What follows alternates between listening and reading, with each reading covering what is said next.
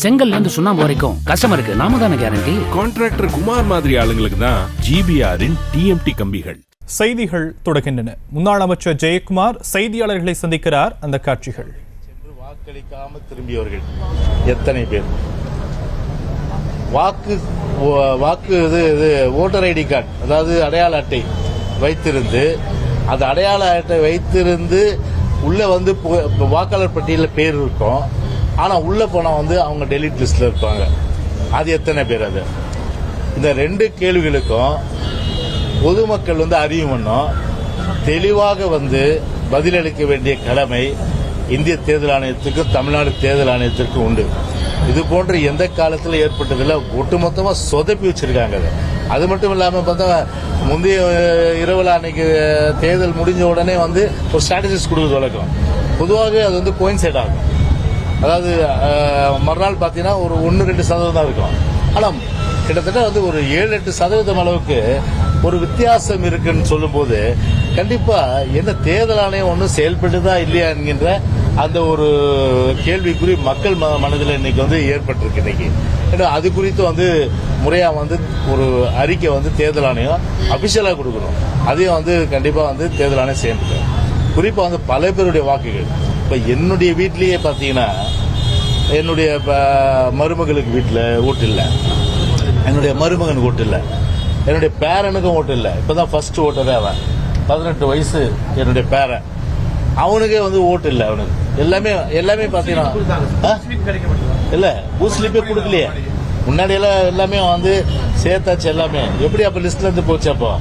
அப்போ தேர்தல் ஆணையம் தானே பதில் சொல்லலாம். அப்போ அதனால வந்து இது வந்து முழுக்க பாத்தீங்கன்னா ஒரு 100% அளவுக்கு வந்து அந்த வாக்காளர்கள் தங்களுடைய பெயர் இல்லாத ஒரு நிலையில வந்து இன்னைக்கு வந்து பல பேருடைய பெயர் இன்றைக்கு விடுபட்டது என்பது அவர்களுடைய ஜனநாயக உரிமை மறுக்கப்பட்டதாக தான் எடுத்துக்கொள்ள முடியும்.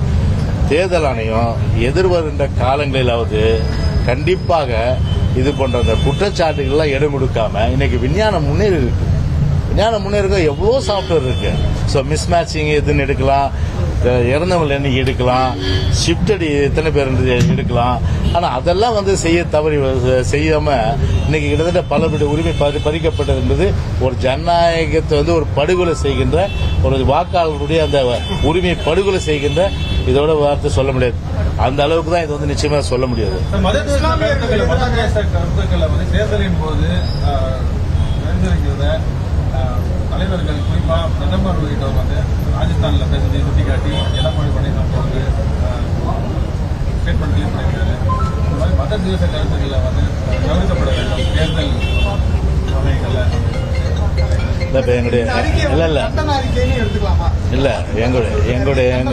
எங்களுடைய பொதுச் செயலாளர் வந்து இப்ப அறிக்கை விட்டிருக்காரு.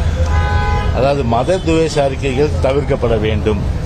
எனவே வந்து ஒரு வெறுப்பு அரசியல் கூடாது. இந்தியா என்பது வந்து பார்த்தீங்கன்னா ஜாதி மதம் இனம் மொழி எல்லாவற்றையும் கடந்து ஒரு மதச்சார்பின்மை நாடு. பிரதமர்னும் போது எல்லாருக்கும் தானே பிரதமர் அவரு. அப்படி இருக்கும்போது அதை மறந்து ஒரு சிறுபான்மையின மக்களை வந்து பார்த்தீங்கன்னா அவர்களுக்கு வந்து ஒரு இழிவுபடுத்துகின்ற வகையிலும் அவர்களை வந்து ஒரு தனிமைப்படுத்துகின்ற வகையிலும் அந்த பேச்சு வெறுப்பு பேச்சு என்பது நிச்சயமாக ஜனநாயகவாதிகள் யாருமே ஏற்றுக்கொள்ள முடியாத ஒரு விஷயம். எனவே அவர் நம்ம நிருபர் கேட்ட பிரியன் கேட்ட மாதிரி இது வந்து உண்மையிலேயே வந்து பொதுச்சாளர் கண்டன அறிக்கையை தான் எடுத்துக்க முடியும்.